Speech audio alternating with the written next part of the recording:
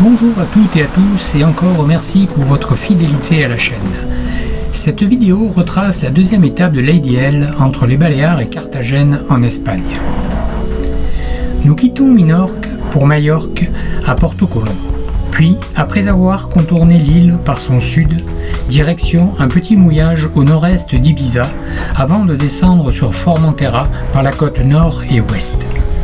De là, nous traverserons sur l'Espagne à Carthagène plus exactement. Lulu et moi vous invitons à bord pour cette navigation de quelques centaines de milles. C'est parti!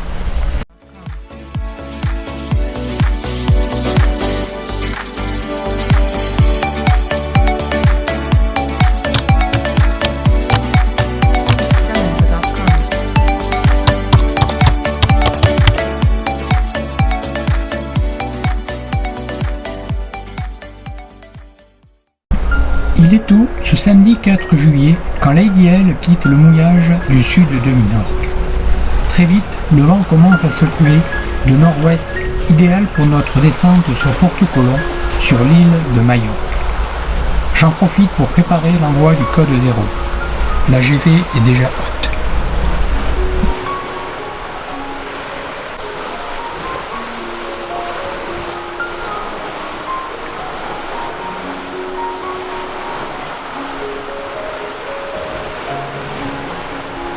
Le bateau accélère et nous porterons cette voile d'avant encore quelques heures à une vitesse de 6 à 7 nœuds.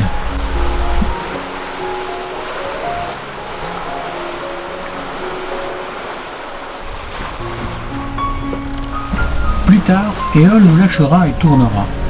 C'est sous Solente, à une allure de près, très bon plein, que Lady L finira sa traversée. À bord, tout va bien. La pêche ne sera pas miraculeuse, mais l'espoir est toujours là. On peaufine les réglages, on scrute les instruments, et je reste très satisfait de mes winches arrière d'écoute de GV qui me facilitent les manœuvres de la grande voile.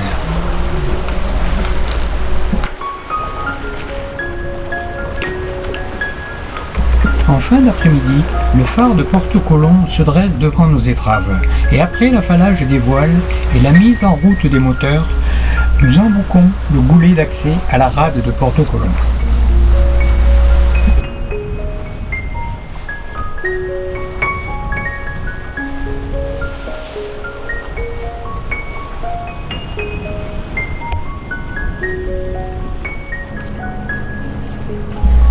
Le site est agréable et c'est sur une bouée, bien abritée, que Lady L restera en escale quelques jours. Nous connaissons bien cette étape pour y être passé plusieurs fois. C'est toujours un plaisir d'y revenir.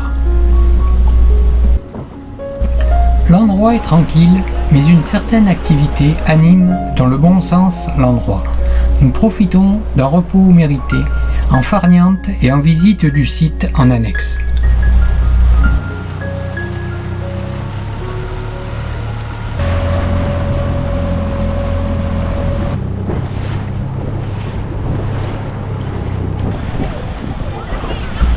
L'eau est limpide et les rochers, travaillés par l'érosion, sont parsemés de grottes et d'infractuosités que nous visitons en annexe. Je vous laisse apprécier les photos tournées pendant notre balade.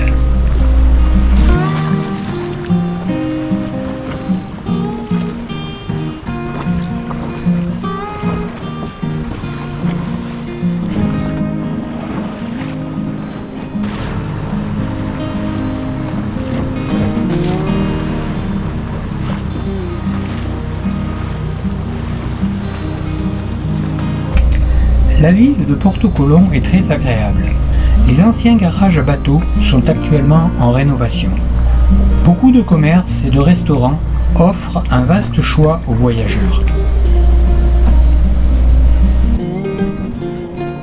Nous profiterons aussi d'un bon restaurant sur le port, avant quelques courses et la préparation de Lady L pour sa prochaine étape, l'île d'Ibiza.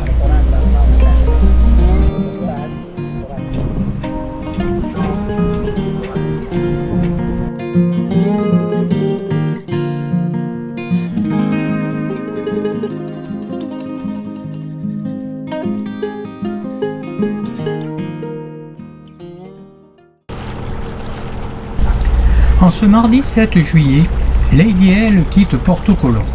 Ce sera sa seule escale sur Majorque. Le temps est calme et c'est au moteur que nous commençons à contourner l'île de Majorque. D'abord par sa côte est, puis par sa côte sud. Au Cap Blanc, devant la rade de Palma, le vent se leva et c'est sous voile que nous virerons vers Ibiza. C'est dans la superbe cala de Xaraca, au nord-est d'Ibiza, que Lady L laissera tomber sa pioche dans une dizaine de mètres de fond rocailleux. La baie est calme et peu encombrée. Nous sommes entourés de collines couvertes de pins. Ici, les cigales sont chez elles. Une belle dorade royale sera à la fête sur le barbecue pour notre repas de midi. La vie s'écoule simple et tranquille. Parfois, pour notre plaisir, de belles unités passent près de nous.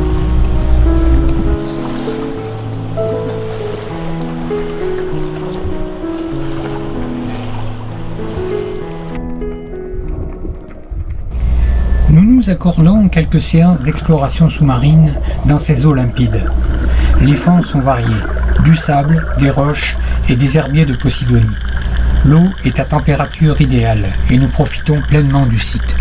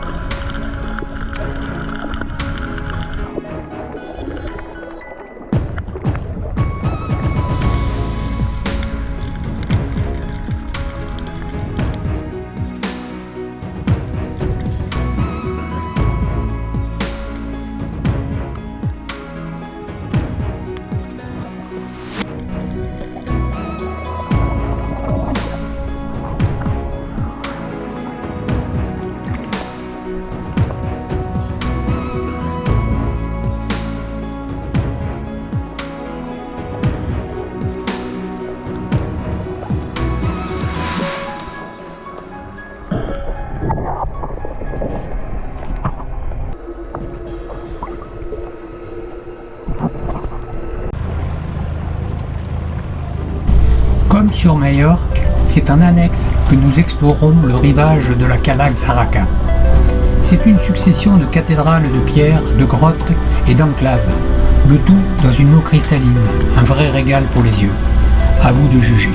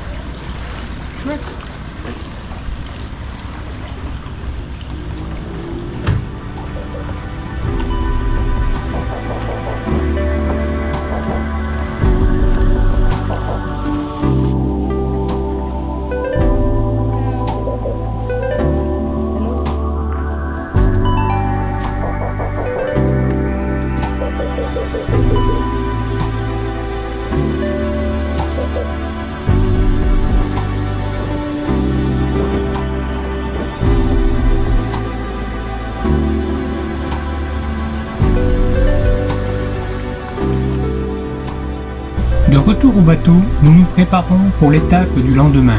La météo va tourner, il est temps de partir.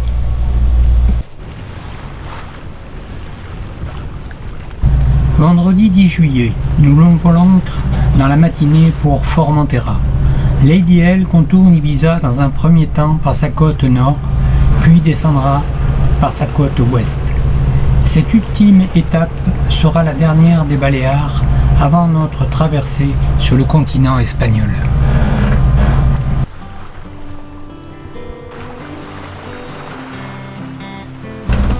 Devant les étraves de Lady L, l'eau bouillonne.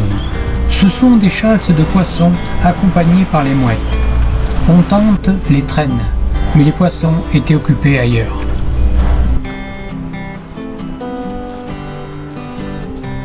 Cette côte d'Ibiza est très dentelée, beaucoup de calas et de mouillages sauvages. Nous arrivons dans la partie de l'île très populeuse. On croise de grosses unités moteurs. Nous passerons entre la côte et le fameux rocher de Vedra de 382 mètres de haut, visible à plusieurs milles au large. Arrivé à Saona, sur Formentera, un petit barbecue suivi d'une nuit de repos, et Lady L s'élancera vers l'Espagne. Mouillage de Saona à l'ouest de Formentera.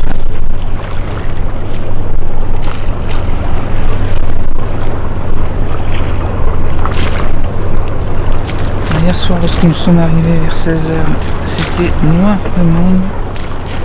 On se serait cru sur le parking d'un centre commercial avant Noël. C'était la fête, la musique à bord des bateaux, des gros yachts, des jet skis, des annexes. Le plan d'eau était très agité, dans tous les sens du terme. Et puis petit à petit, vers 18h, tout ça, tout petit moment est reparti. Et puis à 21h, le calme était revenu. La nuit a été très humide. Tout est mouillé ce matin. Et nous partons sur Carthagène. Cap à l'ouest. L'étape commence par un départ à la traîne. Un joli ton que nous ramènerons derrière les jupes de Lady L, mais pas plus loin. Il cassa la ligne. Vraiment pas de chance en ce moment côté pêche. Il est temps de changer le pavillon de courtoisie. Nous étions bien en Espagne, mais les Baléares ont un pavillon différent, un peu comme le pavillon corse ou sarde. Aussi, je le remplace par le pavillon national espagnol. L'étape d'une centaine de milles se déroula en majorité au moteur, avec quelques parties à la voile, et vers midi, en ce matin du dimanche 12 juillet, Lady L trouva sa place dans la marina du yacht port de Carthagène, parmi les grosses unités sur un catway. Le port est agréable, nous y resterons quelques jours pour visiter et attendre le vent favorable pour descendre la côte espagnole en direction du sud. Carthagène est une ville au sud-est de l'Espagne. Fondée par les Carthaginois en 220 avant Jésus-Christ, elle a été développée par les Romains et beaucoup de vestiges y sont présents et en cours de restauration. Nous en avons visité quelques-uns. Elle est réputée pour son riche passé naval, ses charmantes ruelles et sa vieille ville, ainsi que son ambiance méditerranéenne.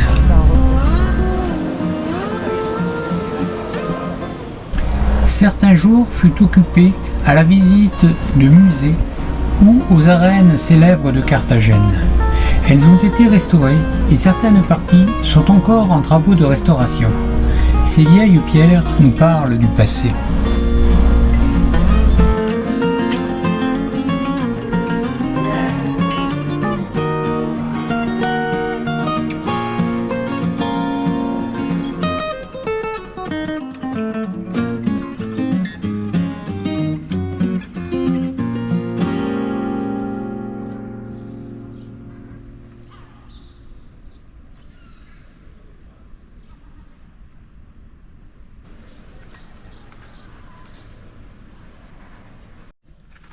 selfie, je sais pas, moi je suis pas très bonne en selfie.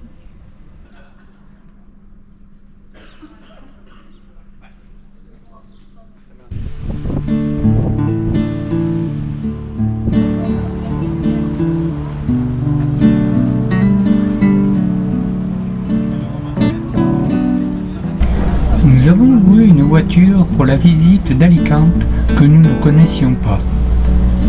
Cité différente de Carthagène, tournée vers le tourisme, c'est une ville balnéaire. Nous avons tout de même visité le château de Santa Barbara sur les hauteurs de la ville, accessible par un ascenseur. Juché sur une colline, il offre une vue dégagée sur la ville et sa côte.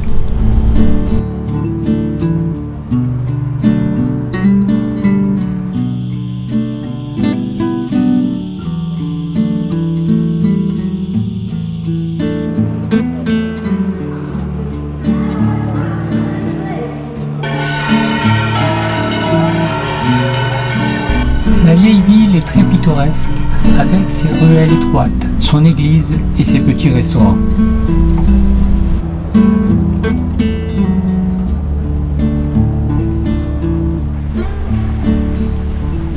Sur le chemin du retour sur Carthagène, nous avons fait un détour par le cap de Palos, son phare et son petit port où j'avais fait escale avec Sherkan en 2016 lors de ma première transat.